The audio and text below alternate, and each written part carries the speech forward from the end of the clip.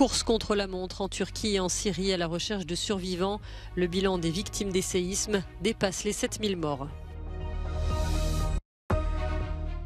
L'aide internationale commence à se déployer en Turquie après les séismes. Une quarantaine de pays à travers le monde y participent. Journée de mobilisation ce mardi en France contre la réforme des retraites qui commence à être débattue au Parlement. En déplacement à Bruxelles, la première ministre moldave souligne que son pays est victime de déstabilisation et de menaces hybrides menées par la Russie. Les secouristes engagés dans une course contre la montre pour retrouver des survivants après le double séisme qui a violemment frappé le sud-est de la Turquie et le nord-ouest de la Syrie. Les bilans, toujours provisoires, dépassent désormais les 7000 morts, dont plus de 5000 en Turquie. Le président turc a déclaré l'état d'urgence pour 3 mois. Les répliques continuelles et les températures parfois glaciales rendent les opérations de sauvetage extrêmement difficiles. Hatay'da çok sayıda bina sağlı sollu yıkılmış durumda. Buradaki halk kendi imkanlarıyla bu binaların yakınlarına girerek enkaz altında kalanları çıkarmaya çalışıyor. İş makinesi istedim. İlk günden indim ben 5. kattan indim. Abimi kurtarın makinesi alın dedim. Kimse açmadı telefonumu. Benim adım kan kaybından ölük. Ay. Ay. Ay Ebru'nun eteği, Ebru'nun eteği.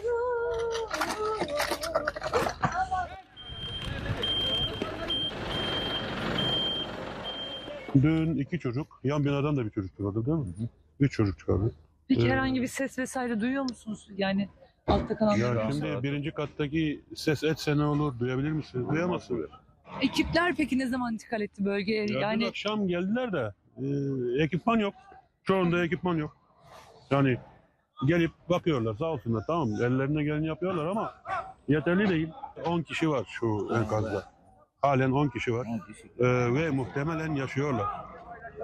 Des scènes d'angoisse qui se répètent dans un pays qui n'avait pas connu une tragédie d'une telle ampleur depuis 1999.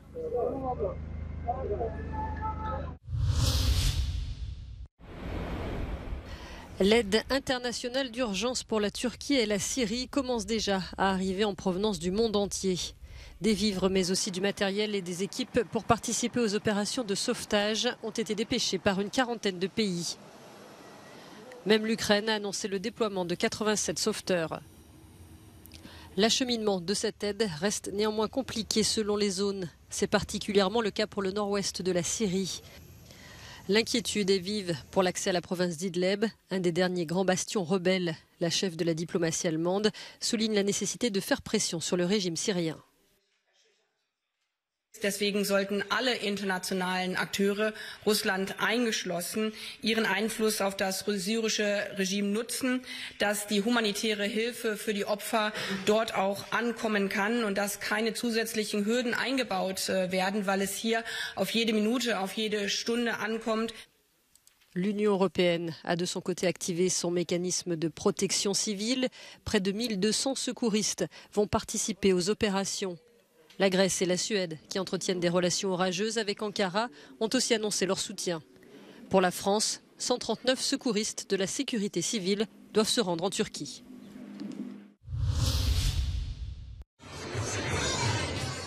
Des dizaines de milliers de Français étaient dans la rue ce mardi pour protester contre la réforme des retraites et sa principale mesure, le recul de l'âge de départ à 64 ans.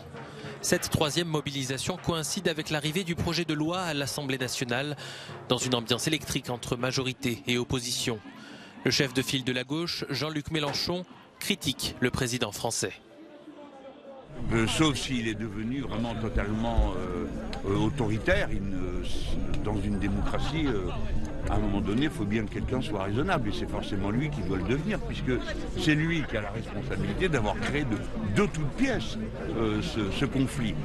La grève touche les secteurs de l'énergie, de l'éducation et des transports, et certains usagers soutiennent le mouvement.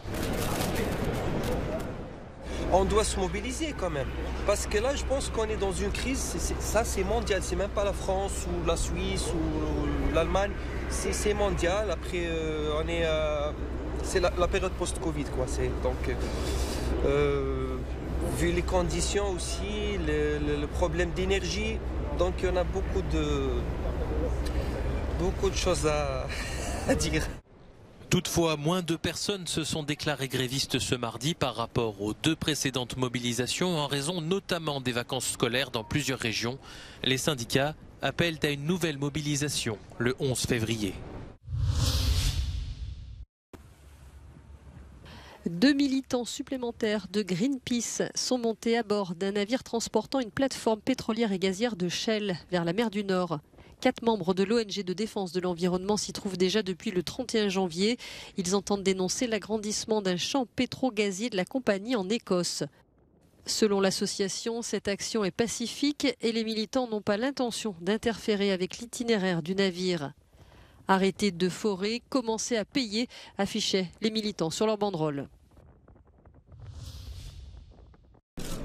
Depuis le mois de juin, la Moldavie dispose du statut de candidat à l'adhésion à l'Union européenne. Dans ce contexte, la première ministre moldave était en déplacement mardi à Bruxelles. Chisinau est en haut de la liste des États à risque face à la Russie. Moscou dispose de nombreux moyens de pression pour déstabiliser le pays. La responsable moldave insiste d'ailleurs sur l'impact de la guerre en Ukraine sur l'activité économique. We're expecting growth of 5% in 2022, and instead we saw a decrease in economic growth by 5.5%. We have very high inflation, and, for example, the tariff for gas went up 7 times, the tariff for electricity went up 3 times, although we have a targeted social assistance program, the bills that people are seeing have increased dramatically. La première ministre insiste aussi sur de nouvelles tentatives menées par la Russie pour déstabiliser le pays. We are seeing elements of hybrid war. We are seeing, for example, pro-Russian forces trying to destabilize the country politically through paid protests, which quickly subsided when the oligarchs that fled Moldova were put on sanctions lists and their money flows were restricted. We are seeing cyber attacks. We've had the biggest cyber attacks in 2022 in the history of our country, and we are seeing bomb threats. La Transnistrie soulève aussi de profondes inquiétudes alors que la guerre se poursuit en Ukraine. La région séparatiste pro-russe est une étroite bande de terre de près de 200 km de long sur 30 km de large, située le long de la frontière ukrainienne. La région s'est autoproclamée indépendante en 1992 et se donne les apparences d'un État constitué, mais elle n'est pas reconnue par la communauté internationale. We consider the situation in our separatist Transnistrian region fragile but stable, and we have always said that a lot of the situation in Moldova will depend on the evolution of the war in Ukraine. We see the brave Ukrainians being very resilient and fighting for the security not only of their country, but also for the security of Moldova and for wider for the values that we as Europeans profess. La première ministre évoque aussi la progression de l'immigration illégale liée à la guerre. L'Ukraine et la Moldavie servent de pays de transit pour les migrants.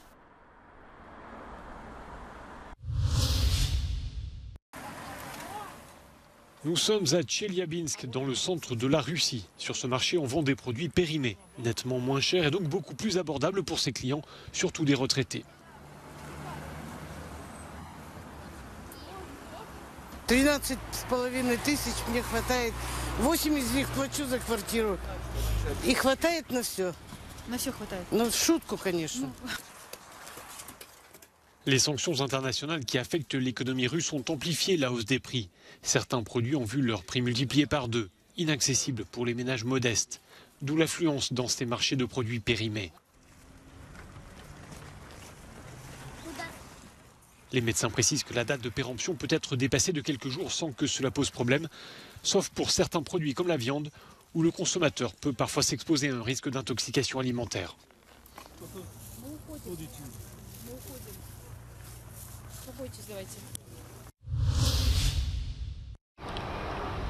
Les dirigeants du club anglais de Manchester City ont-ils commis des infractions aux règles financières? Une commission indépendante va se pencher sur la question.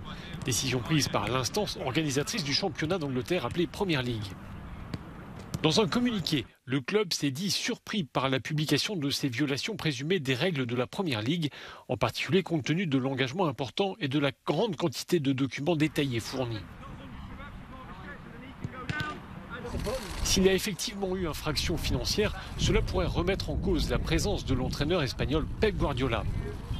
Pep Guardiola, he himself has said that he has committed himself to Manchester City because he believes that his colleagues, his senior management colleagues, have been telling him the truth, and if that proves not to be the case, he will leave within 24 hours. So, yeah, I think City will defend itself until the last opportunity has been taken. Les soupçons portent notamment sur la période 2009-2018. Le club pourrait s'être soustrait à certaines règles du fair play financier, ce qui lui a d'ailleurs déjà valu d'être épinglé. Si les infractions sont avérées, les Citizens risquent notamment un retrait de points dans le classement. L'enjeu est énorme pour le club, un des plus riches au monde, détenu par un consortium émirati. Cela pourrait égratigner l'image de City, champion d'Angleterre en titre et véritable vitrine du foot anglais à l'international.